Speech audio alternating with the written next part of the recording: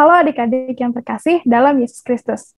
Perkenalkan, nama saya Kak Monik dari lingkungan Kelapa Muda Yohanes, mewakili adik-adik kita di Biak Kelapa Muda Yohanes, ingin berbincang bersama dengan salah satu pengurus lingkungan Kelapa Muda Yohanes, Mas Diki.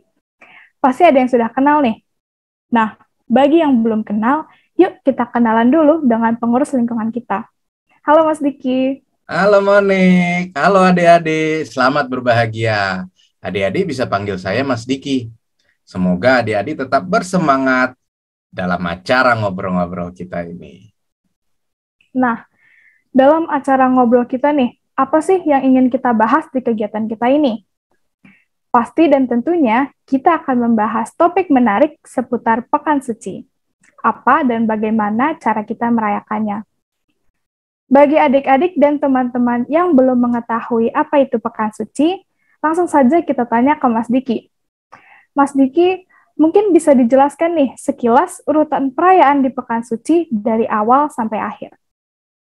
Ya adik-adik, enaknya sih kita ngobrol-ngobrol aja di sini. Mas Diki akan coba menceritakan sejauh mana yang Mas Diki tahu tentang Pekan Suci. Jadi, Pekan Suci itu diawali dengan Minggu Palma. Kemudian di tengah-tengahnya ada Trihari Suci, yaitu Kamis Putih, Jumat Agung, dan Malam Paskah. Akhirnya Pekan Suci diakhiri dengan perayaan Minggu Paskah. Itulah kurang lebih perayaan-perayaan besar yang dilakukan oleh gereja selama Pekan Suci.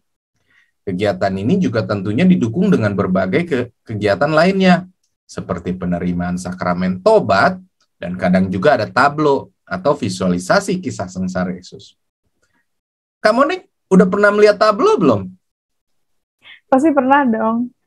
Bahkan aku dulu sempat ikut latihan tablo, walaupun kegiatan itu harus berhenti karena adanya pandemi. Nah, dari sekian banyak kegiatan seperti Minggu Palma, Kamis Putih, ataupun Jumat Agung, boleh nggak nih dijelaskan satu-satu artinya secara singkat biar kita bisa memahami makna dan maksudnya, terutama bagi adik-adik kita yang belum mengenal perayaan tersebut. Kita mulai dari Minggu Palma. Apa sih artinya Minggu Palma?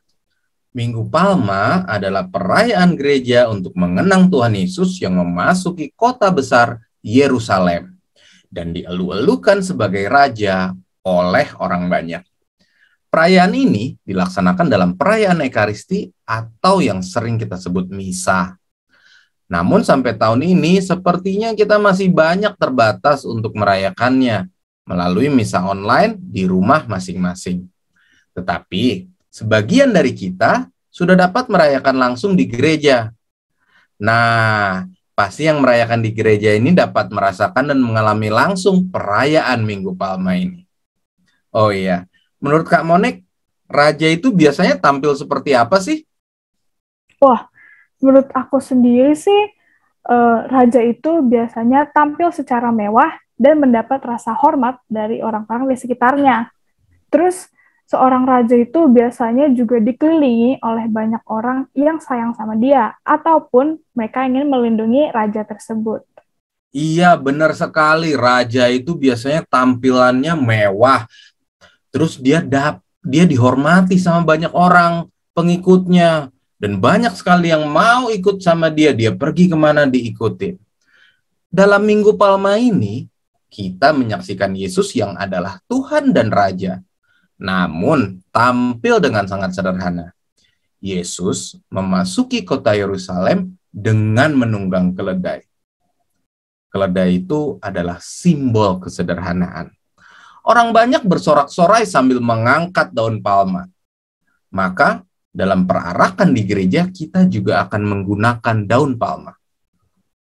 Adik-adik, Yesus aja yang adalah Tuhan dan Raja mau menampilkan diri sebagai sosok yang sederhana. Nah, adik-adik juga dapat mencontoh Tuhan Yesus yang sederhana ini loh. Misalnya, dengan tidak memamerkan barang-barang yang adik-adik miliki kepada teman-teman secara berlebihan. Benar banget. Misalnya, adik-adik boleh nih punya baju yang bagus ataupun mainan yang mewah. Tetapi, kalau sedang bermain bersama dengan teman-teman, kita bermain mainan yang ada saja, Yang penting bermain dan bersenang-senang. Atau kalau adik-adik punya mainan, ya adik-adik bisa saja berbagi. Atau mainannya dimainkan secara bergantian. Atau mungkin saling meminjamkan mainan kepada teman lainnya. Jadi jangan rebutan, apalagi berkelahi. Bener. Yang paling penting jangan sampai rebutan ya. Iya, Nah, kalau yang kedua itu ada perayaan Kamis Putih. Apa sih artinya Kamis Putih? perayaan Kamis Putih adalah perayaan di mana Yesus mengundang para muridnya, yaitu 12 rasul untuk makan bersama. Makan bersama ini kita kenal dengan nama perjamuan malam terakhir. Adik-adik pernah makan bersama dengan keluarga nggak? Rasanya bagaimana? Kalau Monik sendiri, gimana rasanya makan bersama dengan keluarga? Kalau bagi aku sendiri sih, rasanya makan bersama dengan keluarga itu seru banget. Karena kita berkumpul di satu meja makan. Kita bercanda, kita tukar cerita bareng-bareng di satu tempat yang sama. Kita juga bisa nih, icip-icip sedikit makanan punya orang lain. Wah, icip-icip itu pasti jadi bagian paling seru ya. Ya, makan bersama adalah saat-saat di mana kita dapat merasa bersyukur karena kita merasa dekat dengan setiap anggota keluarga kita. Papa dan mama, kakak dan adik, kakek dan nenek, om dan tante, atau siapapun yang ikut makan dan minum bersama dengan kita. Maka adik-adik, jangan lupa bersyukur pada Tuhan ya, setiap kali mendapat kesempatan yang membahagiakan seperti itu. Bener banget. Walaupun makan-makan bersama itu ada banyak pilihan makanan, tetapi kita harus ingat untuk ambil secukupnya dan tetap bertanggung jawab atas apa yang sudah kita ambil. Karena makanan itu merupakan berkat dari Tuhan. Jadi tidak boleh dibuang-buang. Betul sekali Kak Monik.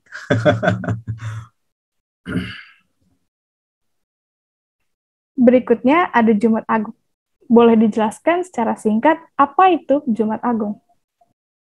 Nah, Jumat Agung adalah peringatan wafatnya Tuhan Yesus di kayu salib. Di sini kita diajak untuk melihat betapa Tuhan Yesus rela berkorban untuk kita manusia yang sangat dicintainya. Seringkali untuk mendapatkan sesuatu, kita perlu berkorban. Misalnya, jika kita mau beli sesuatu, terkadang kita perlu menabung, ya kan? Karena belum tentu barang-barang yang kita inginkan bisa langsung ada saat kita inginkan. Ini kan bukan sulap, ya kan? Nah, kalau Kak Monik sendiri pernah punya pengalaman rela berkorban nggak? Pernah dong pastinya. Kalau dulu pas aku masih rutin datang ke sekolah, biasanya aku selalu nyisihin uang jajan yang nggak kepake. Jadi aku punya simpanan uang nih pas mau jalan-jalan sama teman. Oh gitu. Atau kalau liburan nih, mau beli oleh-oleh buat teman, aku pasti pakai uang dari yang aku tabung tadi. Ah, jadi bisa bisa buat jalan-jalan sama teman-teman atau bisa beliin kado. Itu sedikit-sedikit dikumpulkan dari uang jajan ya. Wow, luar biasa pengalamannya. Nah, adik-adik, salah satu contoh lain adalah orang tua kita yang rela berkorban untuk kita. Mereka mau bekerja keras agar kita bisa makan makanan yang sehat, bisa sekolah, bisa membelikan mainan. Adik-adik, orang tua kita sangat sayang sama kita. Jadi, mari kita juga rela berkorban. Jangan bikin mereka marah dan kecewa dengan kenakalan kita. Selanjutnya adalah Sabtu Suci atau Malam Paskah. Sebenarnya kenapa sih kita nggak merayakannya di hari Minggunya aja? Ya, mungkin jawaban paling sederhana ya karena hari Sabtu ya kita rayakan hari Sabtu. Kalau hari Minggu kita rayakan hari Minggu. Tapi kayaknya itu tidak menjawab pertanyaannya Kak Monik deh. Ya, Sabtu Suci dan Malam Paskah adalah perayaan yang berdekatan dan seringkali kita anggap sebagai satu kesatuan. Sabtu Suci itu mulai dari pagi sampai siang, sementara pada malam harinya kita merayakan Malam Paskah. Memang kalau udah malam itu kita sering capek dan mengantuk ya. Makanya adik-adik perlu menyiapkan diri, misalnya dengan tidur siang, agar malamnya punya tenaga dan tetap sehat untuk mengikuti misa malam Paskah, baik di gereja ataupun di rumah. Malam Paskah adalah perayaan yang meriah, karena di sini kita mempersiapkan diri untuk menyambut kebangkitan Tuhan kita, Yesus Kristus. Kemeriahan ini biasanya digunakan lampu dan lilin untuk menerangi malam yang gelap. Nah, kita diharapkan untuk menjadi lilin yang membawa terang dan menyinari kegelapan. Dalam kehidupan sehari-hari misalnya, adik-adik diminta agar menjadi anak-anak yang baik. Itu akan membawa adik-adik menjadi anak-anak yang dicintai oleh Tuhan Yesus. Nah, Kak Monik, seringkali kita kan punya pilihan ya, mau jadi anak yang baik atau anak yang nakal. Kalau Kak Monik milihnya jadi anak yang mana sih? Pasti jadi anak yang baik dong. Oh, pasti jadi anak yang baik. Nah, mantap sekali loh pilihannya Kak Monik ini. Adik-adik, jangan sampai salah pilih ya. Cobalah untuk terus menjadi anak yang baik. Karena anak yang baik itu disayangin sama Tuhan Yesus. Oke, terakhir nih, kita ada Minggu Paskah. Sebenarnya arti dari Minggu Paskah itu apa ya? Minggu Paskah ini artinya Tuhan Yesus telah bangkit. Artinya, Tuhan Yesus telah menang melawan kejahatan dan dosa. Adik-adik, sebagai murid-murid Tuhan Yesus, kita diajak untuk menjalani hidup yang baru dan membahagiakan. Di sini, kita diajak untuk hidup dalam kasih Tuhan. Kak Monik pernah ikut mencari telur Paskah nggak? Sering banget. Pas masih kecil, kita tuh biasanya disuruh cari telur hias nih di antara semak-semak. Terus siapa yang dapat paling banyak telurnya nih, biasanya dia yang menang. Wow, seru banget ya. Ada semacam perlombaan gitu mencari telur Paskah di semak-semak.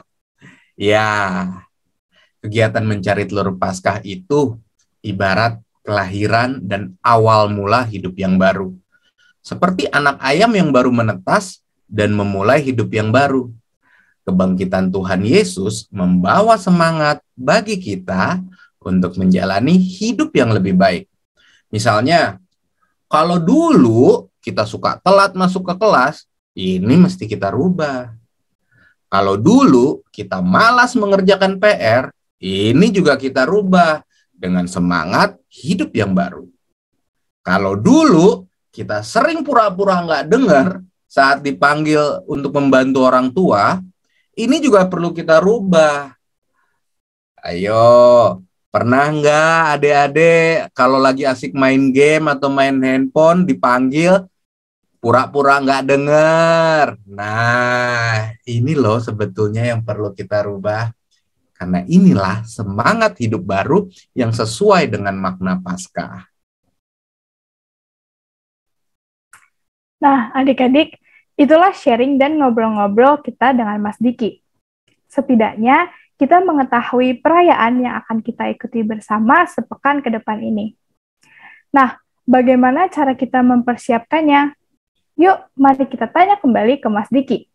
Kira-kira apa sih yang perlu kita persiapkan bersama untuk menyambut hari besar ini?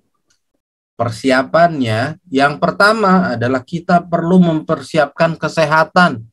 Karena acara Pekan Suci ini banyak. Jangan sampai kita kecapean dan akhirnya sakit. Kedua, kita perlu mempersiapkan hati untuk merenungkan kisah sengsara, wafat, dan kebangkitan Tuhan Yesus Kristus. Mempersiapkan hati yang seperti apa?